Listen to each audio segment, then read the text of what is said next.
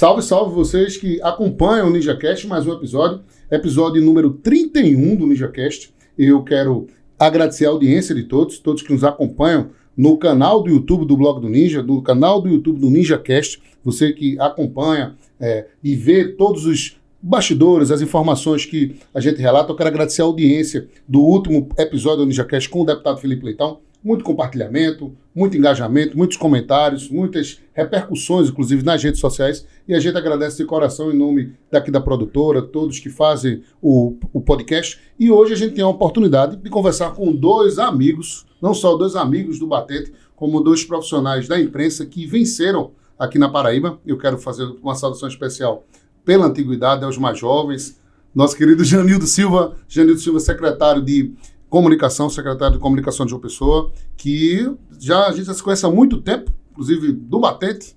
Eu acho que quando eu estava saindo do Clique PB, Janildo estava assumindo a editoria do Clique, mas sempre a gente se batia, repórter, e a gente teve essa oportunidade de nutrir essa amizade.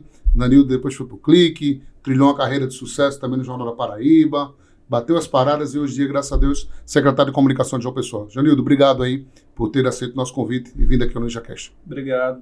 Gentileza sua. Na verdade, a gente trabalhou junto no Clique PB. Trabalhamos. Era em frente à Maternidade Cândida Vargas. Cândida Vargas. Temos excelentes histórias. Foi muitas histórias para contar, né, Janildo? Não sei se eu lembro de todas. Mas tinha muitas histórias, muitas histórias. Tem umas boas histórias. Vamos relatar daqui a pouco. Vamos sim. Fazer uma saudação especial também ao nosso amigo. Temos fortes ligações, inclusive porque somos torcedores do Sport Recife, a quem ganhamos a Copa do Brasil, né? Eu tive que vir de uniforme para desafiar?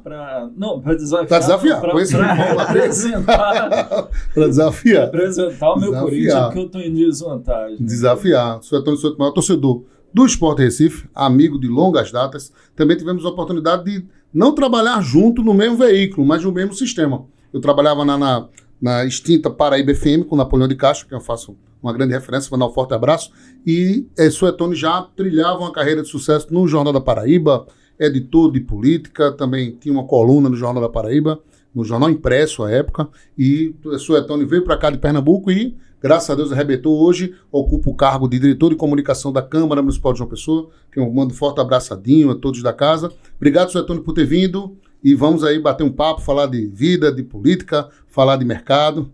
Henrique, é um prazer estar aqui com vocês, a presença de Janildo também, né? E devo confessar que deu um friozinho na barriga quando você falou de antiguidade. Eu pensei que ia ser eu. Entendi. A antiguidade foi Janildo. Maravilha. Eu acho que ele é pela antiguidade do mercado.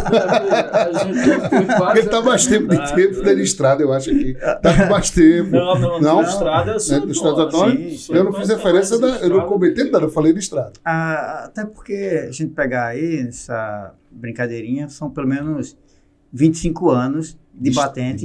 Né? Já aqui entre João Pessoa e Pernambuco, né? com a experiência daqui, dos jornais daqui, mas também trabalhei no Diário de Pernambuco, fui correspondente do Portal Terra, da Agência Nordeste, né, com contribuições para alguns jornais nacionais, como o Correio Brasiliense.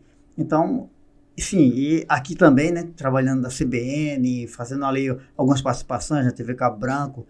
A profissão foi generosa comigo, eu diria. Graças a Deus, né? graças a Deus. Eu tenho 23 anos de jornalismo, ele tem 25. Tá quase, né? Apesar que... Eu sou de Xuxa pra cá, entendeu? Por isso que eu não lembro dessa época, você sabe. Sou mais novo, menudo. Faz tempo. Eu terminei o sul da turma 991, lá de comunicação. E eu comecei em 99 já estagiário. Comecei estagiário, Arapuã, tudo. Sanhamar, comecei com Malvino e fui pra cima. Henrique, mas tem uma diferença. Você começou já num período de jornalismo muito voltado para a internet, né?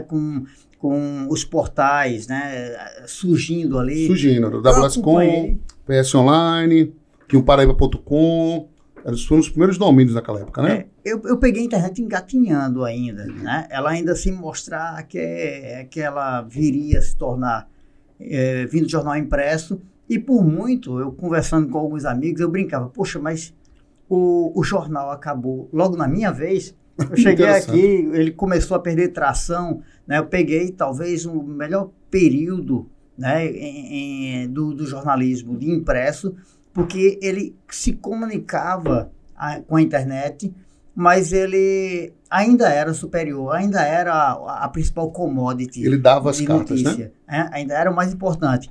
Mas aí, com o tempo, né, com as redes sociais, né, que virou também um terreno pantanoso, que a gente ainda tateia, né? Principalmente quem trabalha com comunicação, trabalha com comunicação oficial também, vê na internet e nas redes sociais, principalmente, um terreno perigoso, porque de lá tem vindo muita fake news.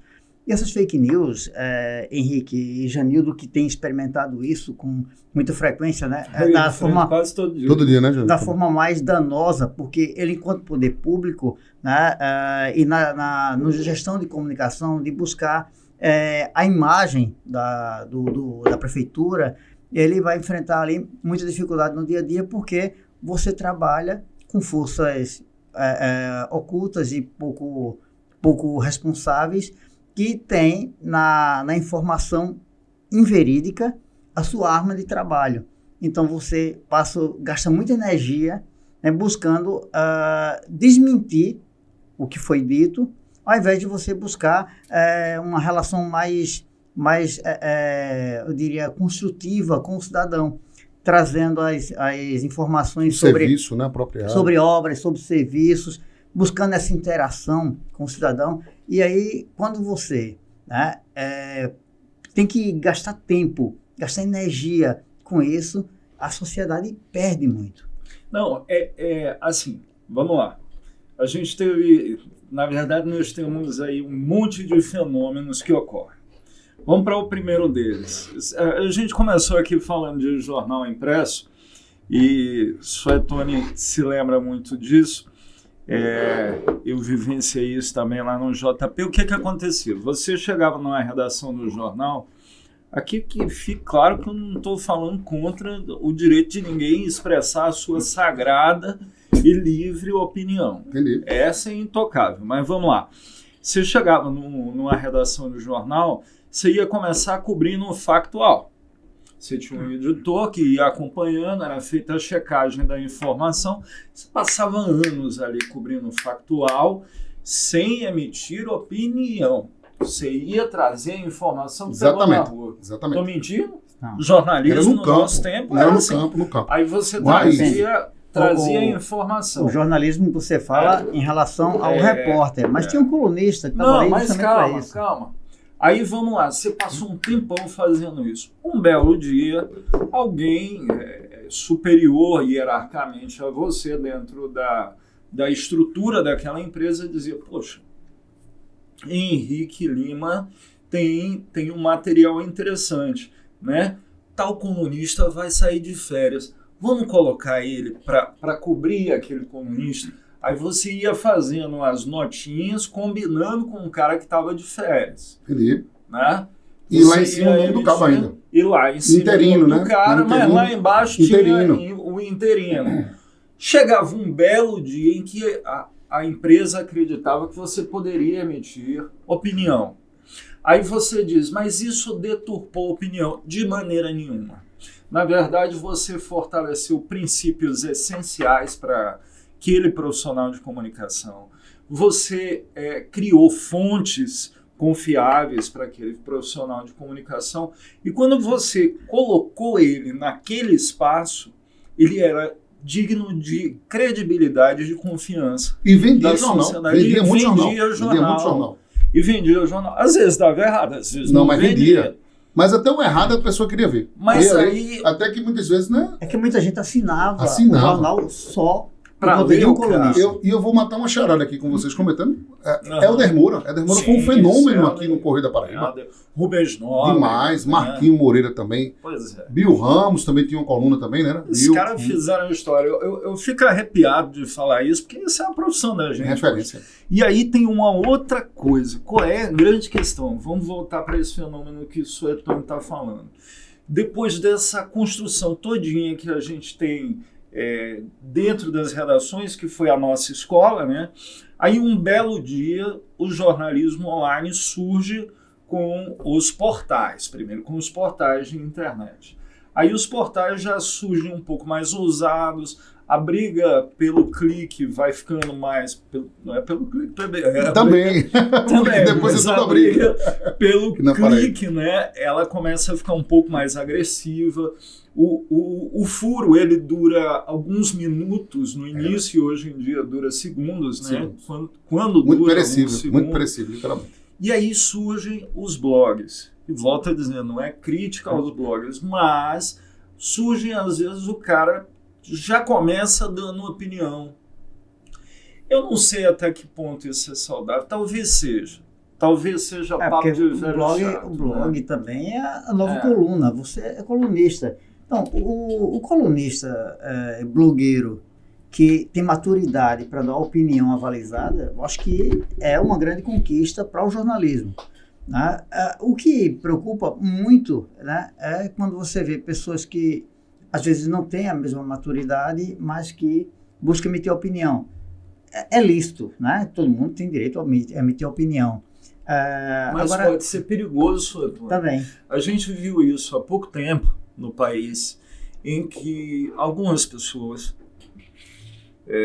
eu fico me justificando muito, mas é para o cuidado que a gente tem que ter na hora de dizer algumas coisas. Aqui não se trata de uma crítica política a pessoas que defendem ideais de direita ou de esquerda.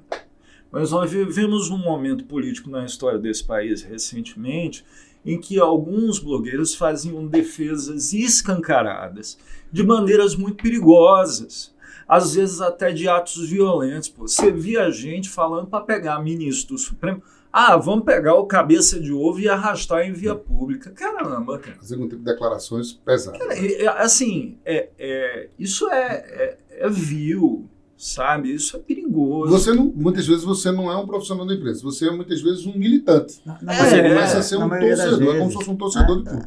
Muito, não é nem tão recente essa declaração, mas Humberto Eco, né, um grande teórico da comunicação, também um prêmio Nobel de literatura, ele deu uma opinião uma vez que, poxa, reflete muito isso. Ele disse que qualquer idiota hoje, com um celular, ele tem o mesmo lugar de fala de um prêmio Nobel. E tem. Né? As pessoas falam as maiores atrocidades, como falavam antes, mas falavam no botequim. Isso, a repercussão disso se dava ali e se encerrava ali. Hoje em dia, você diz um absurdo, né? O algoritmo joga lá para cima, o cara de repente vira um fenômeno falando bobagem, né? E bobagem, muitas vezes, que podem fazer muito mal à sociedade, né? Que estimulam chacinas, bobagens que estimulam mesmo a agressão. Vamos para a situação da vacina. Vamos para a situação da vacina contra a Covid, ou detalhe, mais recente ainda, para essa situação da vacina contra a gripe, né? Agora que a gente teve. Prioritariamente, dentro dos hospitais infantis de João Pessoa, não estou falando de hospital público não, público e privado. Quando você chegava na filinha para ver as crianças que estavam esperando atendimento, eram crianças que não tinham sido vacinadas. Henrique, esse país tem tradição de ser um dos países do mundo que melhor vacina. Começou com aquela história do Zé Gotinha. E que vacina mais rápido. Zé Gotinha era criança. Sempre vacinou rápido. O que foi que deu na cabeça do nosso povo que começou a achar que vacina é perigoso? Matava.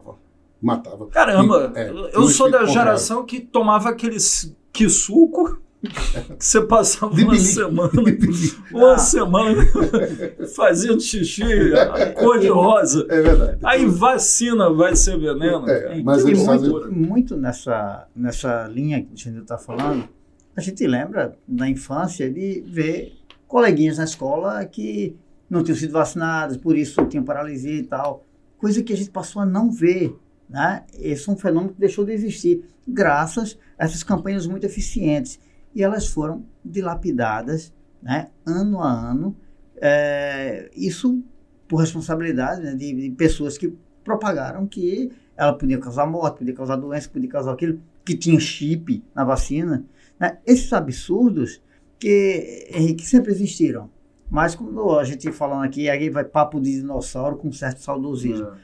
Antes, nas redações, o repórter ia para a rua buscar informação. Quando ele chegava, ele era submetido a um editor, depois ao secretário de redação e depois ao editor geral, né, que dava aquela última olhadinha e ali vendo a linha de condução, né, vendo, cobrando apuração eventualmente de uma fonte que deixou de ser ouvida, para que a coisa fosse mais redonda, o mais redonda possível, né, para a rua. É verdade. Interessante. Sem interromper, só uma parte, um parênteses, né? Meu amigo, eu vi uma entrevista com o PVC, né? PVC, grande comentarista, né? Porque ele saiu do Grupo Globo. E ele, num podcast, ele disse uma coisa interessantíssima. Ele disse, porque eu gosto de ver a cena do crime. Aí o cara disse, por quê? Como assim cena do crime? Eu disse, meu irmão, é terrível você ter que narrar um jogo, ou você cobrir uma Copa do Mundo, e você não está no estádio. Você não vê o que é que está acontecendo. Tá entendendo? E a Globo não estava me permitindo isso. Eu fui para Paramount agora, para esses extremos, porque eu estou indo agora, eu vou cobrir agora o jogo da Copa do Brasil. Vai ter lá Sergipe, exemplo. E ele comentando que vai ter essa partida da Copa do Brasil, e ele disse, eu sou comentarista, mas eu sou repórter. Eu estou lá, se tiver algum tipo de incidente com torcida, eu quero saber, eu ligo para o hospital, eu ligo para o presidente de clube. Eu como jornalista, não deixo de ser repórter nunca. Mas hoje em dia, essa função de repórter, de checar, de ter o interesse em busca da informação da notícia, não tem mais. Né? E eu acho que a categoria também está muito preguiçosa. A gente tem muito acomodada. Jornalismo de WhatsApp. Isso é uma coisa que me incomoda. Com autocrítica. Não, e aí, vamos lá. Bom, primeiro tentar livrar a minha cara com o pessoal que dá opinião, que é militante, né? Vamos me livrar um pouquinho, tentar limpar um pouco a minha barra. O que eu vejo também do nosso jornalismo hoje?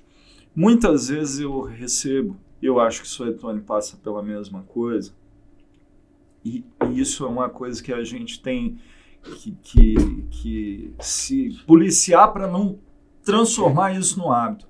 Cara, mandam uma pergunta, sei lá, de meia lauda pelo WhatsApp. E aí fala, secretário, olha, eu tive a informação que isso. A prefeitura tem alguma nota sobre isso? Gente, assim, primeiro, vamos lá. Você tem uma informação, cara, liga, telefona, apura, fala com a pessoa, sabe? Escuta o tom de voz que ele vai te atender. É verdade. Quanta matéria a gente fez assim, sabe? Ouvia se o cara gaguejou, se o cara não gaguejou, se o cara respondeu de pronto, né? A resposta escrita pelo WhatsApp, ela é editada. É fria, né? Gelada. É fria. Então, assim, jornalismo de WhatsApp, eu não vou dizer que não é jornalismo, mas é mais fraco. É muito pobre. Ele é cômodo, né? É cômodo. É cômodo, é prático. Porque às vezes os caras chegam ali aí, tô com alguns assuntos aí, começa a mandar umas perguntas para várias pessoas e depois vai a colheita, né? Tudo que volta. Aí eu entendo. O cara precisa da opinião, assim, vamos lá. No teu caso, vamos lá, para a Câmara Municipal, desculpa. São 27 pessoas. Eu quero ouvir os 27 sobre um tema. Aí eu concordo contigo. Aumenta o número de vereadores, que foi muito polêmico lá, inclusive. Aí é um golaço. Mas, assim, para você ouvir uma pessoa, cara, telefona. É melhor do que pedir nota. Tá muito pobre. Vamos ser sinceros, e a categoria é muito preguiçosa. Porque... Tá de bolo. Vamos ser olha, eu defendo muitas vezes, eu estou observando. Nada contra, cada profissional tem seu quilate, seu estilo, seu perfil. Mas o que a gente está observando hoje é um verdadeiro escambo. Assim, a profissão da gente, a nossa profissão, é um vale tudo. Eu continuo achando que a Paraíba tem alguns dos melhores jornalistas desse país, tem excelentes textos, tem pessoas que apuram com uma profundidade gigantesca. Tem gente séria aqui. Tem bons jornalistas investigativos, tem gente que dá opinião, que muda a opinião e que molda a opinião e que faz você refletir, mas a gente, como nós somos profissionais de comunicação, nós ficamos um pouco incomodados com algumas coisas, né? Qual foi a fake news, assim? Vou fazer uma pergunta interessante. Qual foi a fake news, vocês agora respondendo agora como gestores, como responsáveis pela comunicação praticamente aqui na capital paraibana, a prefeitura e a Câmara Municipal mais danosa que vocês já receberam, que vocês disseram assim, meu irmão, isso aqui eu tenho que rebater de uma forma aqui de uma forma veemente, o que é que vocês podem... Tem alguma questão também relacionada às escolas? Por exemplo, eu vi uma fake news terrível, aquela dos atentados nas escolas. Eu vi o quanto é grave mobilizar TV, rádio, e todo mundo esperado, suspender escolas aqui, né? Suspender aulas, né? Escolas fechadas no estado por conta desse tipo de posicionamento. E muitas vezes também, até sem citar nomes, que todo mundo já sabe quem é, até muitas vezes instrumentalizado por parlamentares. Parlamentares até que foram responsabilizados, né? Parlamentares aqui estaduais que tiveram esse tipo de atitude. Como é que vocês estão vendo esse fenômeno? E também, quais foram aí? Quer começar? Quer começar? Olha só, o que a gente percebe, Henrique, quando você diz assim, elenca aí uma marginosa, toda informação falsa, né, que ela é lançada contra o poder público, olha só, o poder público não precisa de informação falsa para ter dificuldade, né, porque a dificuldade ela é comum, é histórica. Tem que apagar incêndio todo dia, né? Porque o seguinte, você Vitrine, tem, né? No Brasil como um todo, tem um déficit de serviços, né, latente para a população mais carente. Isso é comum. Então, a gente sempre aplaude quando um gestor consegue melhorar isso, melhorar a urbanização, melhorar o atendimento nos postos de saúde, melhorar, sabe, a qualidade de vida com praças e tal. Aí, esse gestor que tem essa demanda, que ela é grande para o dia a dia, tem que gastar energia, como eu estava falando mais cedo, combatendo fake news. Essas fake news, você citou aí a história das escolas, né? Eu tenho um filho de 13 anos que disse, pai, quinta-feira, né, estão espalhando que vai ter um massacre na escola. Eu disse, não acredito, você vai para a escola normalmente, sem problemas, né? Mas muitos colegas da turma dele não foram para a aula.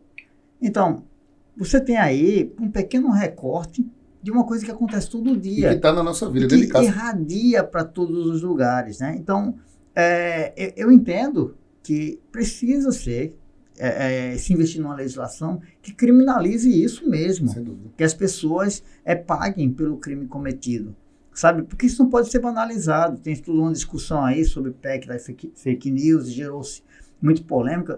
Olha, se você procurar tanto os defensores quanto os opositores e perguntar frontalmente, você é a favor da propagação de mentiras nas redes sociais? Todos vão dizer que são contra a propagação de mentiras. Mas ali se criou um cabo de guerra e isso é que está norteando essa discussão.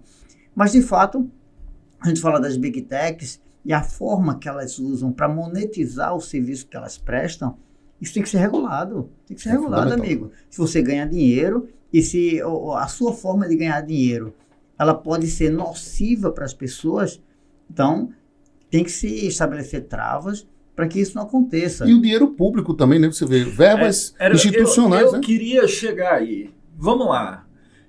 Só tocou num ponto essencial. Primeiro, o dano psicológico que é provocado, né?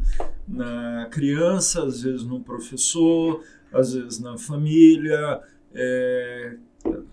às vezes se propaga fake news, não só com relação a essa questão da escola, mas tem de todo tipo, tem fake news de todo quadrante aí, por todos os quadrantes se espalha. Mas o primeiro é o dano psicológico. Segundo, o dano econômico. Existe um dano econômico que é provocado. Vamos lá. Quando chega, eu vou citar o exemplo da Prefeitura de João Pessoa, que é o meu caso. Então, chega uma fake news sobre a gestão. Primeira coisa, é feita uma apuração interna, então você começou a envolver custos na resposta a isso. Então, tem lá pessoas que estão trabalhando, as horas de trabalho dela estão sendo voltadas para rebater aquele conteúdo. Então, existe uma despesa. Muitas vezes você tem que produzir uma peça, um vídeo institucional ou uma peça publicitária para rebater aquela fake news. Isso tem custo, isso vai para uma agência, tem um departamento de criação, tem um redator, todo esse pessoal, essa cadeia, ela é remunerada para gerar essas peças. Depois isso volta para a internet. Existe, né, a tentativa de rebater aquela notícia falsa. Tem o dano à imagem. Esse é mais difícil, porque o que acontece? Você rebateu, mas existe um grupo de pessoas que vai dizer, eu não estou nem aí para o que ele falou, porque eu acredito no grupo do Zap, porque tem um amigo meu no grupo do Zap que falou que é verdade, eu acredito, ou porque eu vi num vídeo gravado por fulano ou cicrano, e aquele dano à imagem muitas vezes não se recupera. E tem um dano que pode ser para a saúde pública. Aí é quando a gente chega para essas fake news que se multiplicaram durante o período da pandemia e que agora continuam existindo com relação a outras doenças. Não se vacine contra a gripe. Por que não? Cara, existe um objetivo político muito claro com isso.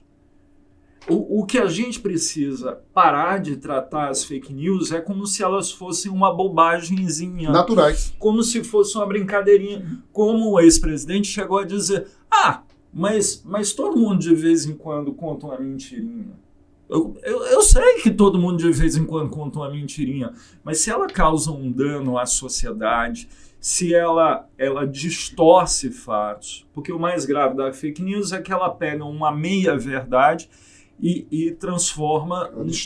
Ela distorce tudo. A gente enfrentou na prefeitura de João Pessoa agora o caso das mesinhas. Cara, isso é de uma crueldade. Porque deixa eu te dizer, somente quem tem um filho ou uma filha que em algum momento enfrentou uma dificuldade de aprendizado, que teve dificuldade de alfabetização, ou que tem, por exemplo, autismo, ou que tem síndrome de Down, porque essas pessoas têm direito à escolarização, têm direito a se educar, têm direito a aprender a ler e a escrever. E aí quando você pega pessoas que pegam uma imagem de uma carga, de umas mesinhas lá, e dizem, olha, a prefeitura de João Pessoa está comprando por R$18 mil mesinhas de plástico. Cara, isso é de uma irresponsabilidade, de uma crueldade, porque na verdade o que tentam fazer é tirar das crianças o direito de usar aqueles equipamentos. Que quando você vai ver na prática, o custo desse equipamento foi em média 30% menor do que o mercado. Por quê? Porque foi feita uma licitação pela modalidade pregão eletrônico, que é a mais confiável dela, justamente porque ela impede o contato físico entre as pessoas que estão concorrendo. Mas com o objetivo político de causar um dano, aí se causa um dano à imagem de pessoas, se causa um dano à imagem de uma instituição e se tenta, no fundo, privar as crianças desse equipamento. Porque, no fim das contas, se você tivesse um gestor medroso ou extremamente cauteloso ou preocupado com o impacto que isso pode gerar na opinião pública, esse gestor poderia, não, tirem, cancela essa compra. Cancela, devolve, vamos. E aí, se as crianças não tiverem acesso a isso, de quem seria a culpa? Seria do gestor que eventualmente ficou acuado com aquela situação? Graças a Deus esse não é o caso de João Pessoa. Mas esse é só um exemplo do dano que esse troço pode causar. Isso é muito grave, cara. E deve ser feita uma campanha para isso. A quantidade de pais e mães de família, Henrique, que morreram porque não tomaram a vacina, porque alguém dizia para não tomar. Quando você vê o efeito danoso dessas questões, você percebe que, por outro lado, alguém está visando oferir vantagem política, né? Vantagem econômica, porque tem uma pessoa que está criando essas informações, criando e monetizando isso, sendo paga por A ou por B, por alguém. Não sai de graça. Essas coisas não saem de graça, até porque elas podem ser feitas em qualquer muquifo, mas elas são espalhadas, né? A notícia ruim ela tem uma amplitude, né, e danosa dessa forma. Quando a pessoa vê a informação, a pessoa se assusta. São espalhadas cuidadosamente, amadoras, assim. eu digo propositadamente de forma amadora, para parecer que surgiu, né? Mas não.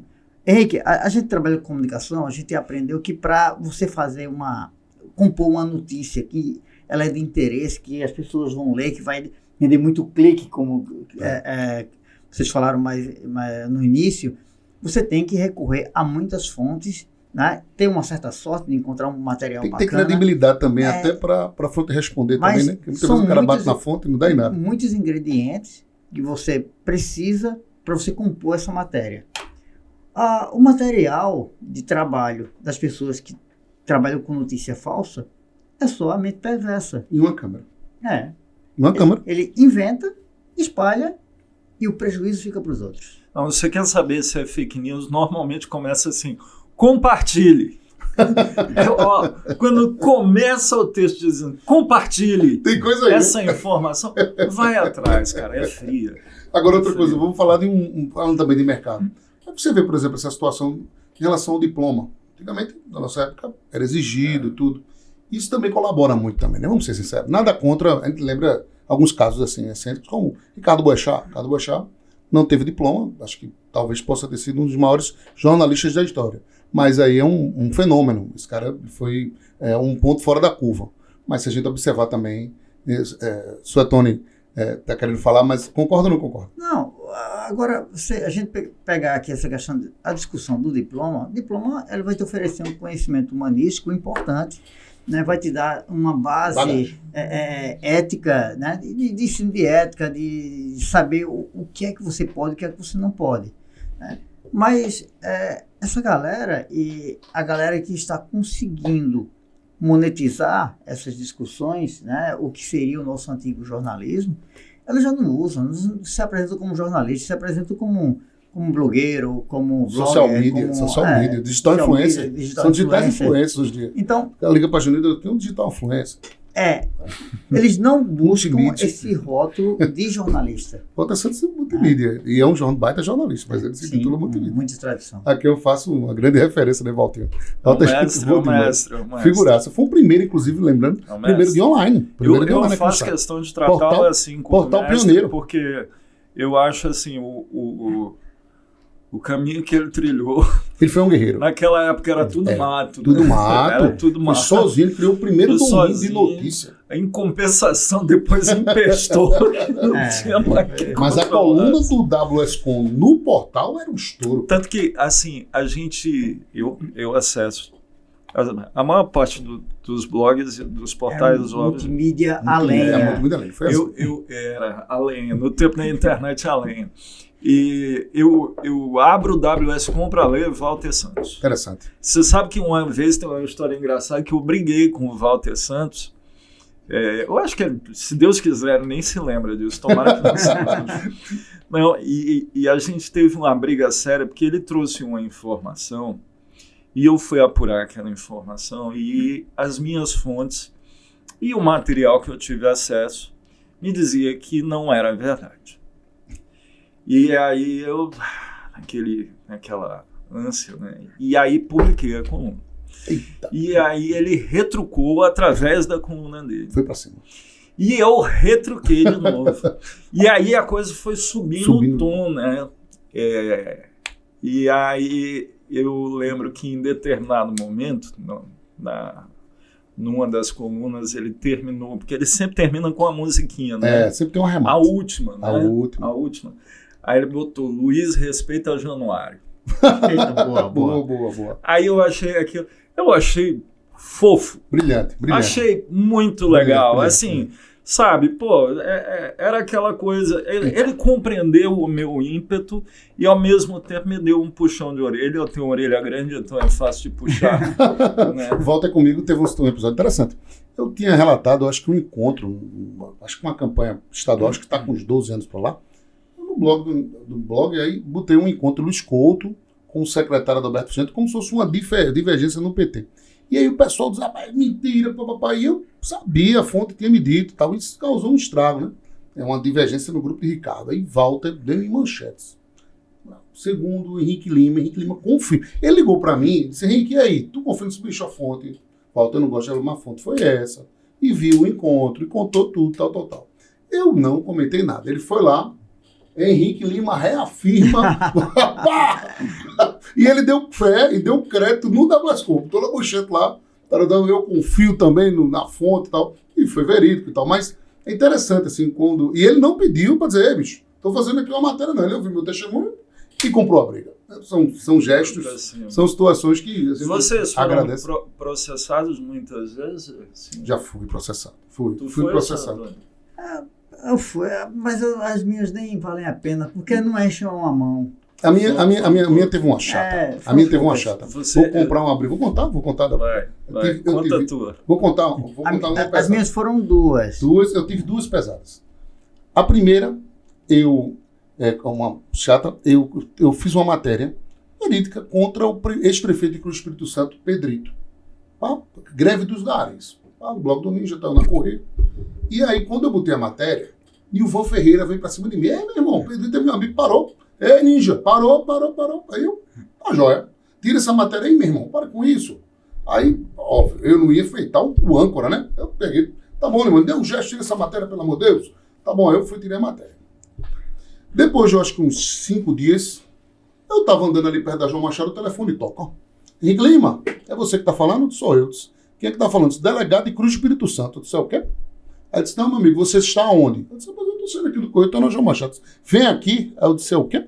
Vou não, meu amigo. Eu disse, por quê? Eu disse, deixa eu consultar meu advogado. Na época eu estava direito. Eu liguei pro doutor Raoni. Doutor Raoni, o bicho está me chamando aqui com o Espírito Santo. Ele disse, eu disse, quem é que está me processando? Eu disse, não, um cidadão. Eu disse, cidadão? Se liga para mim mais tarde. Doutor Raoni disse, olha, Henrique, de boca, só beijo, barão. Meu advogado disse. E ligue para ele de volta e peça para ele notificar. Não mande notificar. Eu liguei pro delegado. Doutor, quando é que você pode vir aqui? Porque chuto que só. Aí lá fui eu nessa confusão. Eu disse, meu irmão, eu posso ir amanhã. Meu irmão. Aí meu advogado disse, você vai comigo. Porque lá ele pode dar um empurrão em você. Sim. E dizer que você agrediu ele. Dar a voz de prisão, botar a mão você no xadrez. Ele pode ser aliado do prefeito.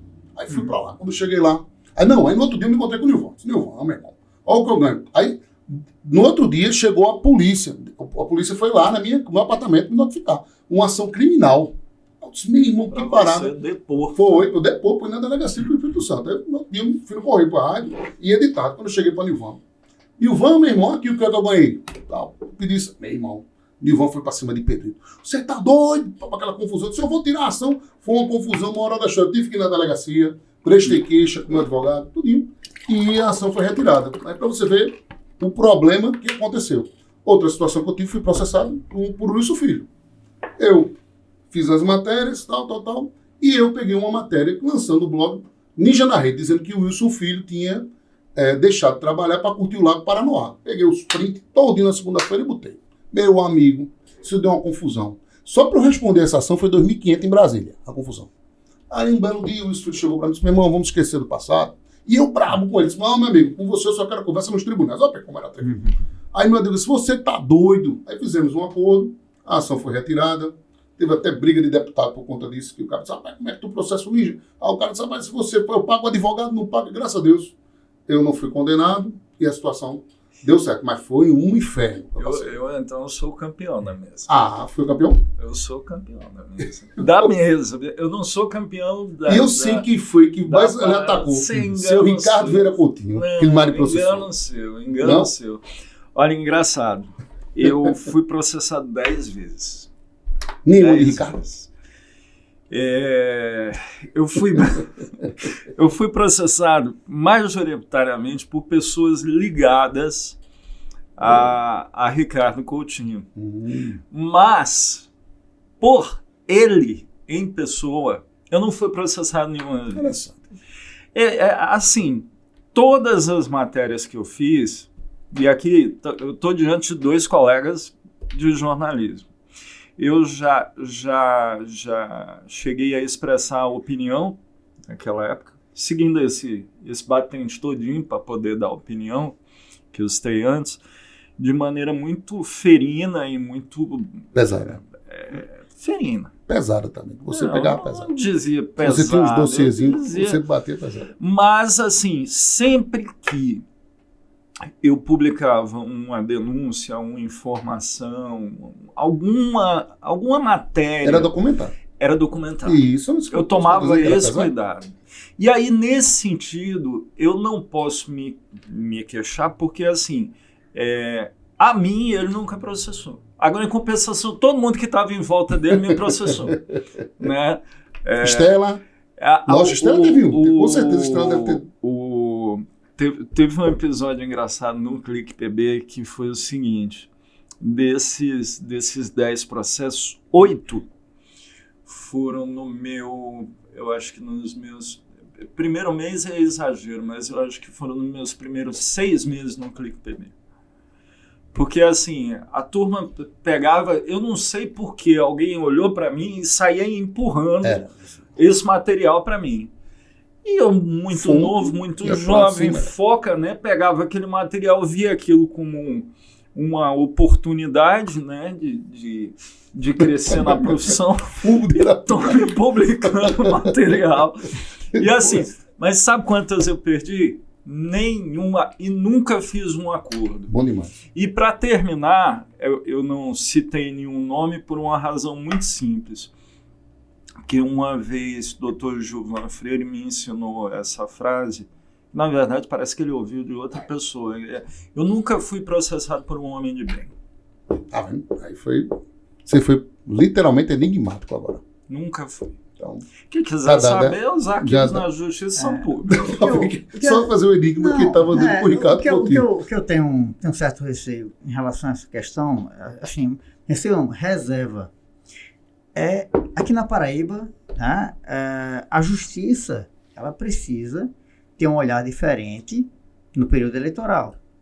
Porque a forma restritiva e muitas vezes amadora com que alguns juízes do eleitoral né, tratam a imprensa preocupa. Tá? Então, qualquer coisa está culpado. Tempo recorde também tem que rebater. Qualquer coisa você tem que tirar a matéria. Tirar o site do ar, ameaça. Bicho, retirar a matéria, você tem que ser uma coisa muito grave. Né? E falsa. Mas porque é um tapa na cara do jornalista, de quem faz o trabalho jornalístico. Entendeu? Então, nessa minha vida toda, eu tive uma matéria retirada do ar, né? Por conta de uma informação, e isso acabou me chateando bastante. A outra demanda judicial que eu tive foi na esfera civil. Né? Sim, a matéria foi liberada para voltar para o ar, passar 2 anos de discussão. Aí não faz sentido nenhum. Bom, em relação à questão civil, foi uma matéria que eu fiz e eu dizia quem eram os prefeitos que poderiam ser candidatos à reeleição, mas que por conta de demandas judiciais, de condenações e tal, teriam uma vida difícil. E um desses prefeitos me processou. Perdeu em todos os lugares para onde ele correu. Né? Porque ele perdeu no primeiro grau, recorreu para o segundo grau, perdeu também, que foi o prefeito Verecinho, lá de Pombal. Pombal, me lembro desse caso. Então, assim, tem essa questão da eleitoral, da forma como a justiça eleitoral vê o jornalismo, precisa ser repensado, né? E talvez aí seja necessário que os nossos representantes, tanto o Sindicato dos Jornalistas quanto a API, procurem a Justiça Eleitoral, o Tribunal Regional Eleitoral, no período, para discutir essas questões, porque não pode acontecer do jeito que acontece hoje. A régua é muito pesada. Porque se usa uma analogia na legislação como se fosse propaganda. Não é propaganda. Notícia não é propaganda. Tem um efeito de propagar informação, mas ela é um conteúdo jornalístico. Né? E outra coisa que eu acho um absurdo... E olha que você está falando com 2 secretários de comunicação que no momento defendem uma casa legislativa. Só para registrar, por razões óbvias, eu sou secretário executivo de comunicação da Prefeitura de João Pessoa. Tem o secretário Marcos. Eu mando um grande abraço, grande Marquinho. Um abraço, Marquinho. Figuraça. E aí, assim, você está ouvindo tudo isso de gente que cuida de comunicação institucional. Para que se tenha uma ideia de que a gente defende o jornalismo, sim, e a gente defende rebater a fake news, sim, defende prestar informações, sim. Ninguém quer ficar monitorando a linha editorial de quem quer que seja. Eu conheço esse cara. como ele me conhece, a gente não fica monitorando. Rapaz, não escreva isso não, esse patrulhamento, isso é uma coisa chata. Sabe, é raro você... Pô, se souber... Tem jornalista que reclama porque eu não ligo para ele para pedir nada, mas, bicho, eu não ligo para pedir porque eu acho que o trabalho da imprensa deve ser livre. É verdade, independente, é verdade. E tem alguns jornalistas que só ligam para vocês em época de pagamento, né? É uma coisa impressionante também. Mas é justo também. Se você é anunciante, você tem que receber. Tá mais que certo também. Vamos falar agora de... Aí você não foi condenado também, né? Então, não. Vocês dois... Estamos zerados de condenação. Eu fui condenado em uma, tenho que lembrar. Foi. Fui com o Fábio Tagin, inclusive lá no PB agora. Eu, jovem, também muito empolgado. Lembrava muito de Janildo Silva. Matéria contra a Unip na época, meu irmão. Aquela história de DCE e tal. E a derrota na condenação não foi por conta do mérito, não. Foi porque tinha um advogado picareta, que eu não vou citar o nome, que ele é um picareta, que ele deixar correr a revelia. Aí, meu irmão, quando chegou lá em cima, lá nas instâncias superiores, o cancão piou. Aí foi para as costas de eu e de Fábio Tagin do PB agora, entendeu? Mas acontece em todas as famílias. Todo mundo tem que ser condenado um dia, entendeu? Mas assim, se a matéria tivesse sido rebatida, a ação tivesse sido de uma forma correta. Mas assim, o picareta dizia que estava tudo tranquilo, tal, se acreditou, um cara muito renomado, o cara não estava nem aí para essa causa. E aí a gente tem que pagar. Às vezes, Henrique, acontece o jornalista, por mais responsável que ele seja, muitas vezes ele pode cometer um erro. Pode. Né? Pode. O que acontece? Eu vim de uma escola em que, quando a gente erra, a gente fica lambendo as feridas, sabe? Fica se martirizando pelo erro. Né? É diferente daquelas pessoas que trabalham no propósito do erro. Quantos anos a pessoa trabalha e erra uma vez? Ou é condenado uma vez? Não, eu sei o seguinte. Às vezes que eu escrevi matérias em que eu errei... Eu cumpri o exercício humilhante, mas fundamental, de admitir o erro e escrever errata, erramos, tal. Salvo engano, recentemente eu passei por isso. Você passou, admitir erro e reconhecer. Da UFPB, não foi? E pedir desculpas, sim. Eu me lembro. E pedir desculpas. É importante. Eu fiz isso. Eu comecei lembrando uma passagem, né, quando o Ricardo Noblar, ele era o diretor de redação do Correio Brasiliense. Houve um erro do Correio Brasiliense e a capa do outro dia foi: o Correio errou. Sabe? Publicou a capa e trouxe a versão real do fato. Eu me lembro. Né? Mostrando que a apuração foi deficiente. E essa capa, ela recebeu o prêmio ESSO. Né? Para você ver que a verdade... Ela prevalece, né? Ela é compensadora. Compensadora, prevalece. Fundamental. Vamos falar agora de política? Posso apimentar também, né? Não, tá tão legal. Vamos falar de política, reta final do nosso NinjaCast. Vamos começar a falar. Como é que vocês estão vendo aí esse começo de gestão de Lula, né, esses 6 meses, e também aí esses 6 meses de João Azevedo? Estão passando por média, na opinião de vocês dois? Olha, tem umas coisas que eu acho bem... E eu analiso muitas coisas do ponto de vista de comunicação, né? A minha impressão é que o João, começando aqui pela casa, o João Azevedo de hoje, enquanto gestor, ele teria sido reeleito com mais facilidade do que o João daquela época. Da campanha. Me parece que depois de reeleito, ele tem acertado mais na comunicação, né, na forma de formar grupos, que política é formar grupos, você tem que aparar arestas, trazer mais gente para o seu lado, né, e fazer a construção. Também ele tende, eu vi também pelas obras anunciadas e tal, né, que esse segundo mandato pode ser mais promissor para ele, né, inclusive para tentar outros voos. Quando a gente fala, sim, inclusive de ter um nome mais forte, ele em si, com mais peso, para estar lá ao lado de aliados, né, e ser desejado por esses aliados nas parcerias que podem surgir pelo Estado, né? Agora, você perguntar, 2026, está muito longe ainda para dizer como é que esse projeto chega lá. Em relação a Lula, a gente tem aqui no Brasil, né, uma tradição de eleições que, principalmente nos últimos anos, que são muito acirradas, né? Por exemplo, às vezes que o PT ganhou a eleição, elas nunca foram... Sempre teve segundo turno, né? Mas a vantagem tirando aquela lá de Dilma, essa de agora, de Lula em relação a Bolsonaro, foi muito apertada. E isso num país como os Estados Unidos, com a democracia mais madura, né, as pessoas veem como natural, até porque as eleições de lá, né, se ganha por cabelo de sapo mesmo. Né? Sempre muito apertado, porque são... É bipartidário. É bipartidário. É como as bandeirinhas, o encarnado e o azul, né, que dividiam as ruas no interior.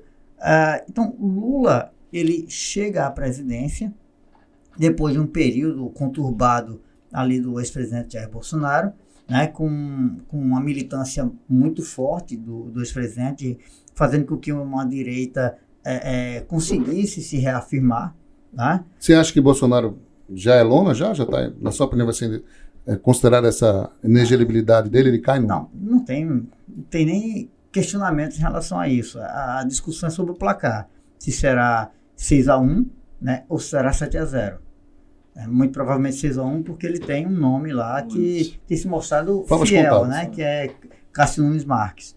Mas, então, do ponto de vista da gestão, ao que pese alguns atropelos em falas do presidente Lula, a gestão tem dado resultado. Os primeiros resultados são promissores. São fáceis de administrar. No início, quando você é eleito com a plataforma de esquerda ou com perfil de esquerda para um congresso conservador, não é fácil. Principalmente porque hoje você gerir essa relação com o congresso, ela é muito diferente do que você tinha anteriormente.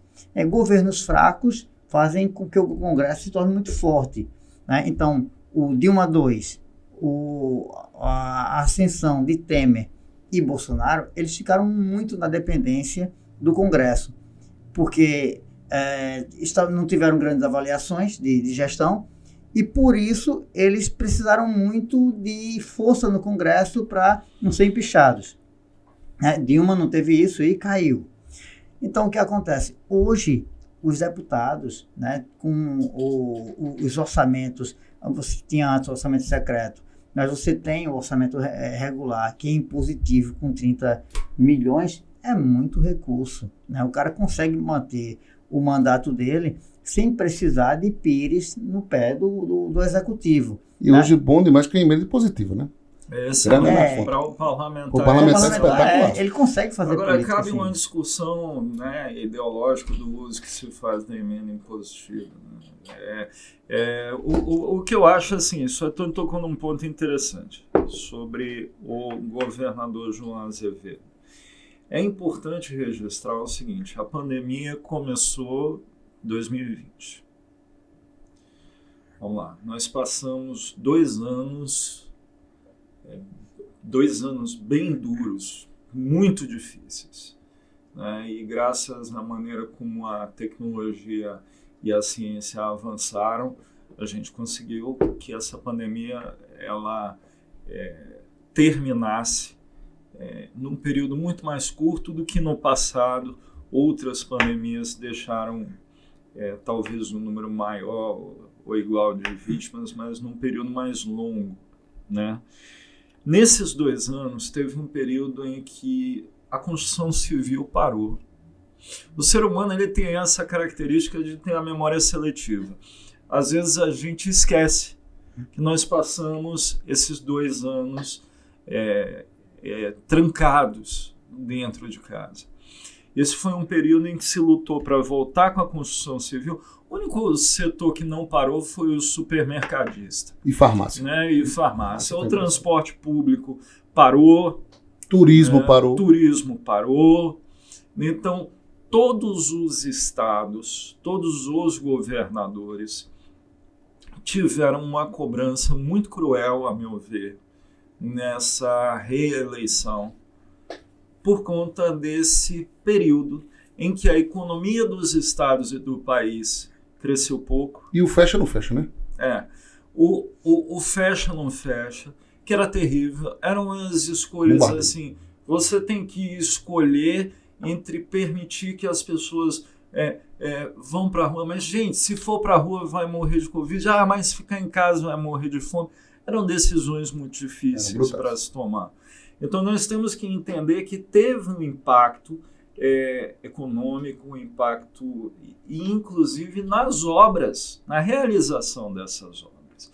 É por isso que quando você fala da reeleição do segundo governo João Azevedo, de fato, ele tem mais volume de obras por uma razão muito simples. Porque nós tivemos um período de pandemia em que a construção civil não funcionou. Parou tudo. Você só licitava remédio.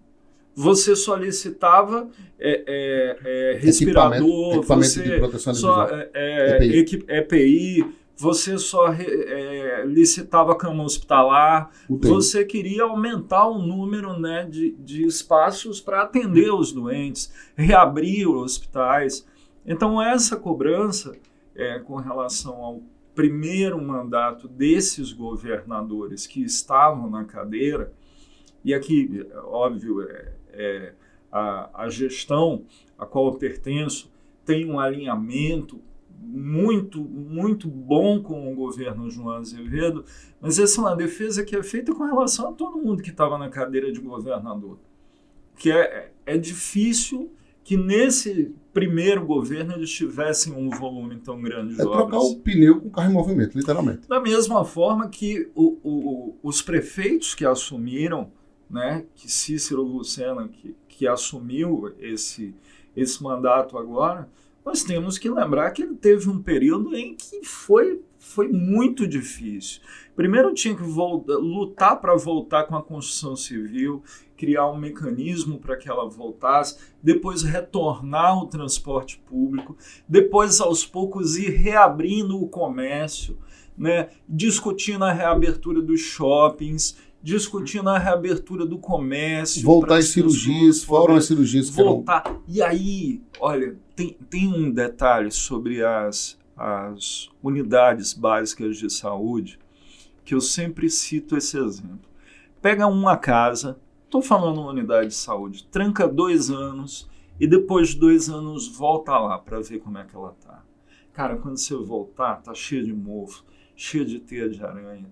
O teto às vezes caiu um pedaço. Às vezes alguém entrou, levou a fiação do ar-condicionado. Então, a estrutura de saúde pública, ela estava toda voltada nesse período para a UTI. Ela não estava voltada para as unidades básicas de saúde. E é por isso que a gente vê uma necessidade de reformar todas as unidades básicas de saúde de João Pessoa. Desculpa ter entrado nesse assunto aqui, mas a sua pergunta foi com relação ao governo Lula. O que eu sinto? Foi uma disputa muito acirrada, como foi muito bem registrado por Suetônio, mas o governo, às vezes, ele tem algumas dificuldades de comunicação. É natural, inclusive o início de governos, ele às vezes é difícil achar esse tom. Às vezes, inclusive nos últimos meses, eu vi alguém dizendo que parece que agora encontrou. Uma dessas dificuldades se dá pelo seguinte: o presidente Lula, quando assumiu o mandato, ele realizou uma série de viagens internacionais que são justificadas pelo próprio governo da seguinte razão: olha, o Brasil andou brigando com muita gente e chegou a hora de fazer as pazes. Que, de fato, a situação mundialmente estava complicada. Bolsonaro, enfim, investiu no que ele achava que era correto também. Eu acho que, do ponto de vista democrático, vamos lá, se ele não curte tanta democracia, a minha defesa é pela democracia. Então, estabeleceu relações com determinados países e não com outros.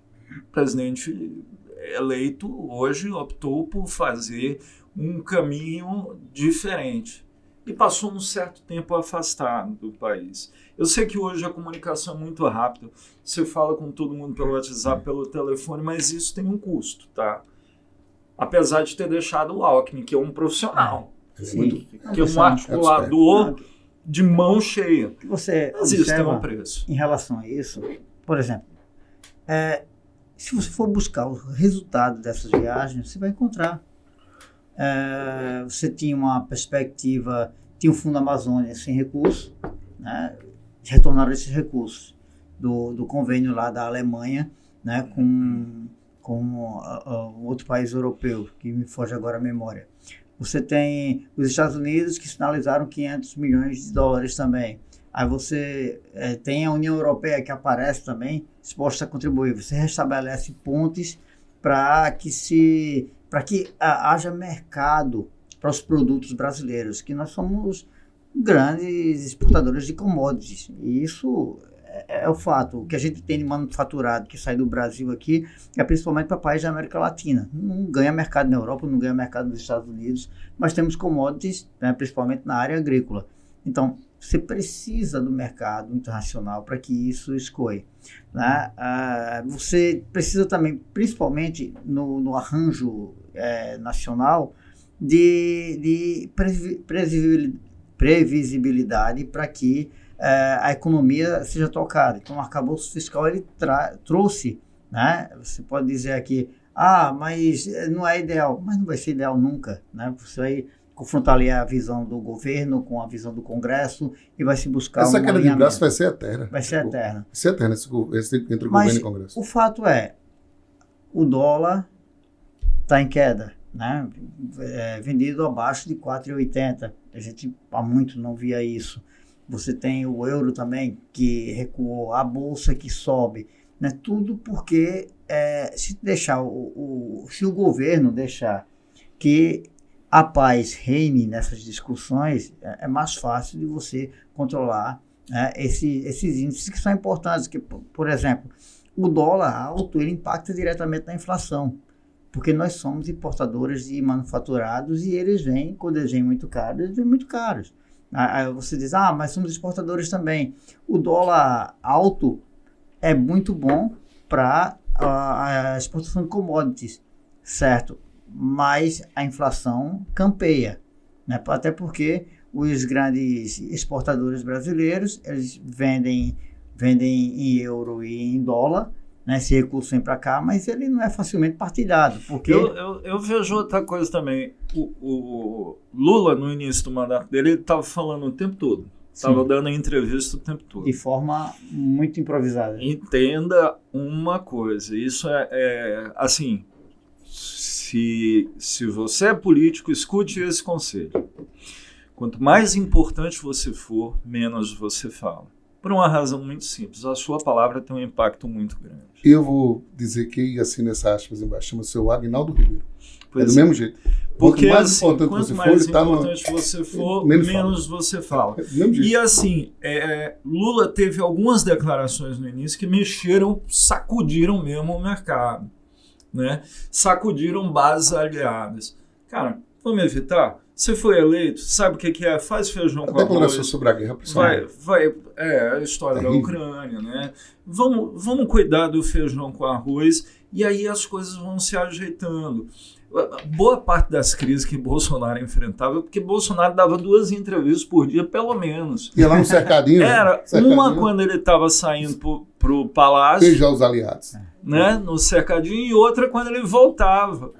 Não tem governo, não tem mercado, não tem economia que suporte 2 entrevistas por dia de uma liderança como um presidente da República. É verdade. Uma coisa que era bem interessante, de Eduardo Campos, né? Quando eu trabalhava lá em Pernambuco, então acompanhava muito isso, era o seguinte, Anildo, o cara estava em dúvida sobre algum fato, pedia para um aliado propagar, ele analisava qual ia ser o impacto disso, se negativo demais ou se dava para administrar, e aí assumia ou não a paternidade. Chegava o momento em que ele aparecia em público, alguém perguntava, ele dizia, não, tem nada disso. Entendi. Muito inteligente, brilhante, na verdade. Né? Deixa lá. A hora que ele... Ou cruel também, porque o coitado do aliado, nesse caminho, ele ia levando o aliado que leva pancada, mas ele... Maquiavel explicaria muito bem isso. Foi brilhante. Né? Ele jogava pro bicho pegar fogo lá e depois ele administrava. Pra gente rematar, eu quero fazer uma pergunta também agora palpitante. Chegou agora Marcelo Queiroga aqui para ser pré-candidato a prefeito de João Pessoa, dando entrevistas, foi para a imprensa.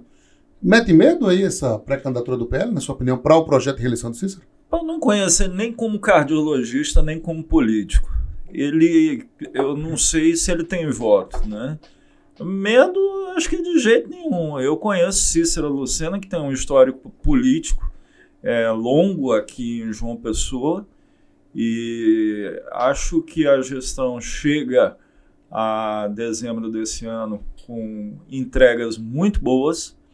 Acho que chega o ano que vem, um ano eleitoral, muito bem. Acho que Cícero tem plenas condições de ser reeleito. E com relação a Queiroga, eu não conheço pessoalmente. Como ministro da Saúde, tenho minhas reservas. Acho que foi responsável, se bem que cá para nós, assim, tem momentos que eu fico imaginando o que aquele homem vivia. Porque ele é médico, cara. Ele é médico.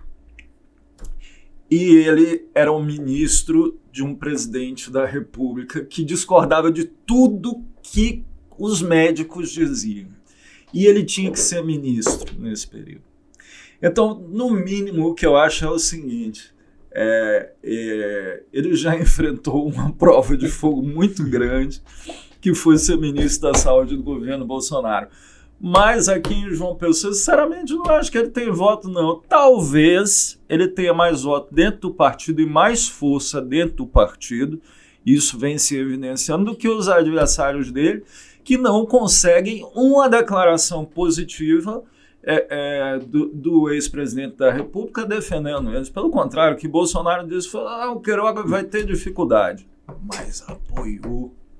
Uma situação bem delicada, né? Nilvan, Cabo Gilberto e também o querido Valber Virgulino na sinuca de bico lá no partido. O que eu vejo, na verdade, é que a direita, a extrema-direita em João Pessoa, vive momentos de PT, com todas as suas tendências e com briga muito intensa.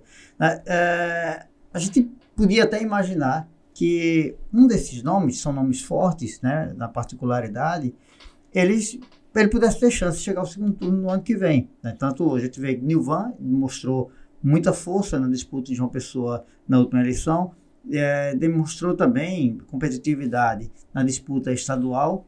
Né? Cabo Gilberto, que foi campeão de votos aqui muito votado. Valber Virgulino também campeão muito de votado. votos também, João Pessoa. Sérgio Queiroz também foi muito votado. Mas separados, amigo, eles vão ter muita dificuldade. Né? Em relação a Queiroga, eu vou recordar aqui uns fatos que teve uma virada de chave. Ele chegou no governo de forma muito técnica, fez o trabalho que deveria ser feito naquele momento, com muita coisa travada em relação à vacinação, tentou imprimir no primeiro momento uma visão técnica das coisas. Depois, ele foi picado pela mosca azul e passou a ter um comportamento muito político e fazer discursos fortemente políticos em eventos do governo. E algumas pessoas que eu conheço da imprensa nacional, né, que atuam em Brasília, me ligaram perguntando: sim, mas ele é candidato? Eu não será candidato. E eles disseram: não, mas ele tem toda a postura de candidato, tem apoio. Eu mandei conversando aqui, eu disse: olha, se ele for no Mercado Central, ele não será saudado por praticamente ninguém, porque ele não é conhecido em João Pessoa. É conhecido, sim, na classe média, média alta, no Jornal Nacional, cardiologista, né? Ou por causa das matérias e tal. Não, assim, para o povo conhecer ele na rua, ele tem que estar com um colete, aquele colete do SUS. Porque senão, assim, olhando na cara, o pessoal não conhece. Não é conhecido. Aí você pergunta: mas é impossível se construir uma candidatura assim? Não é. Eu já vi candidaturas serem construídas de forma muito sólidas a partir de candidatos pouco competitivos, que não eram conhecidos e passaram a ser conhecidos.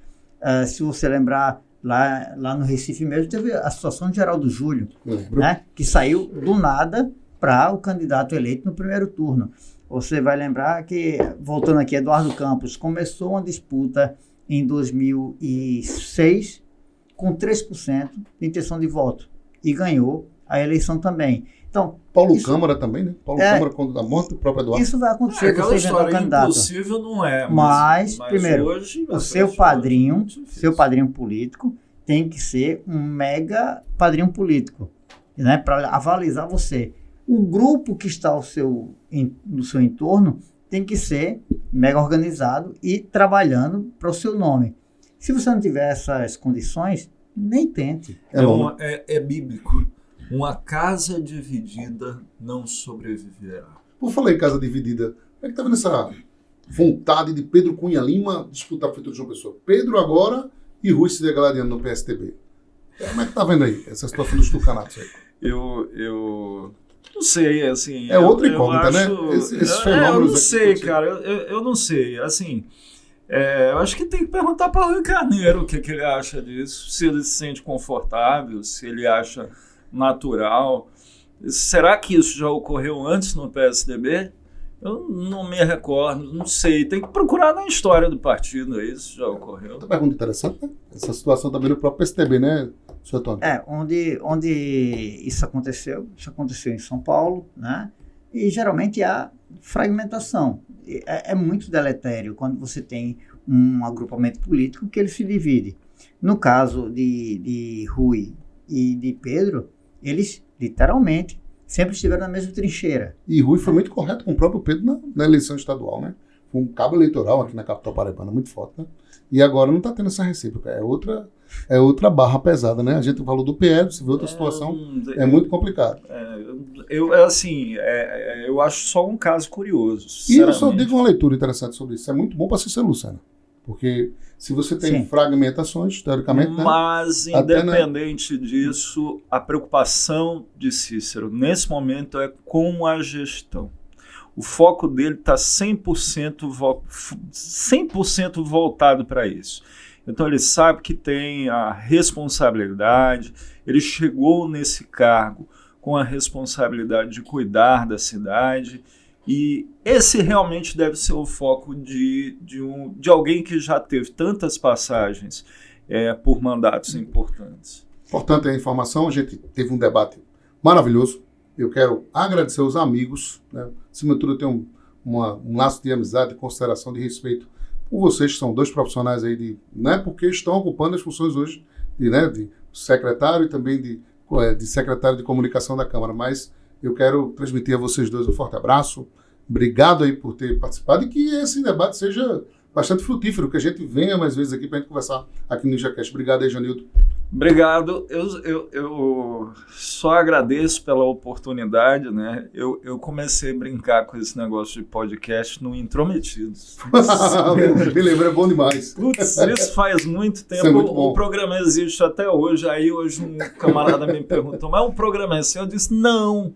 Eu sou o sócio fundador. Exatamente. Aqui eu mando um forte abraço para o Gilvan Freire, né? A turma, Marcelo, galera tem Maurílio José, também.